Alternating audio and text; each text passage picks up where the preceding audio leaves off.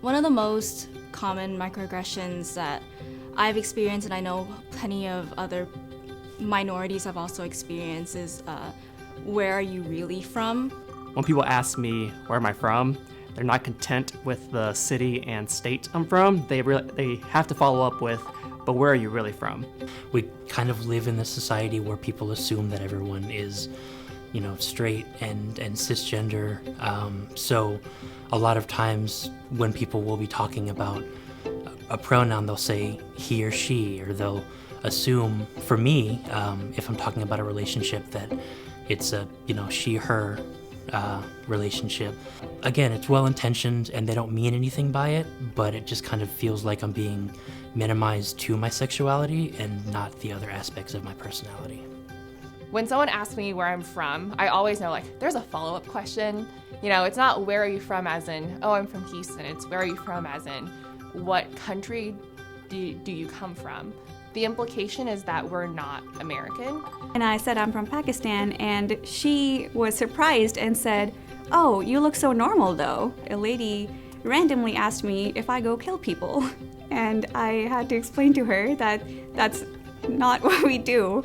Typically this conversation goes like, oh, where are you from? And I say, I'm from Houston, Texas. And then they go, no, where are you really from? And then I say, I was born in Houston, Texas. And then they sometimes will go, okay, well, where's your family from? And then I'm like, okay, I know what you're trying to ask me now, but a statement like that can seem pretty casual and innocuous, but after hearing it multiple times throughout my life and hearing it asked to other people of minority, it gives off this impression that people believe that if we look a certain way, we are foreigners and we can't be from here.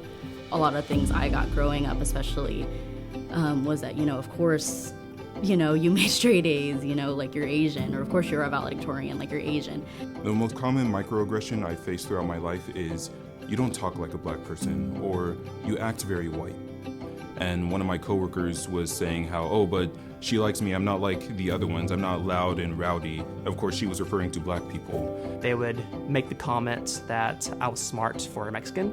What does that mean? Does that mean all Mexicans or just Hispanics in general aren't smart to begin with? They say that, sticks and stones may break my bones, but words will never hurt me. But I don't know if that's necessarily true.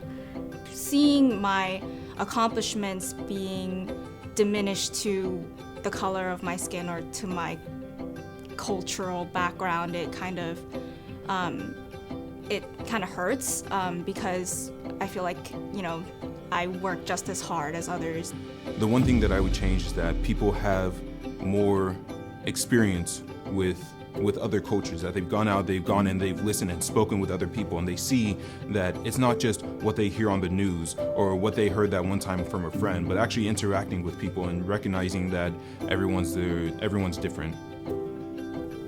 An inclusive environment to me is some place where I can fully be myself and people will see me as me and not judge me because of the color of my skin. My mistakes are all me. It's not because I'm Asian. My accomplishments are me. It's not because I'm Asian. Whenever, if we do have that client, if we do have that classmate, somebody that does things that harms somebody that belongs to a marginalized group, being able to unify and say, hey, it's not okay, we're not going to accept that. Within an inclusive environment, I'd be able to tell them, hey, you said this earlier, and it really bothered me. It made me feel, uncomfortable. I felt underappreciated, not really valued, and they would take that and not defend themselves. They wouldn't say oh, I didn't mean it that way. No, they'd be like, thank you for bringing that up. I see what you mean. I'm sorry I made you feel that way, and I will do better to not let it happen again. I really hope that I can go somewhere where, everybody's just accepting of everyone. And I know that I felt kind of out of place when I first came to the United States, and I kind of don't want anybody else to feel that way ever around me, especially. As for professional or workplace environments, I really think that it's important to just try. It's very easy to mess up and flub and say he, she, when talking about pronouns. as long as you make an effort to fix that and then show that you are making that effort, I think most people within the queer community will recognize that effort and will feel more included because of that.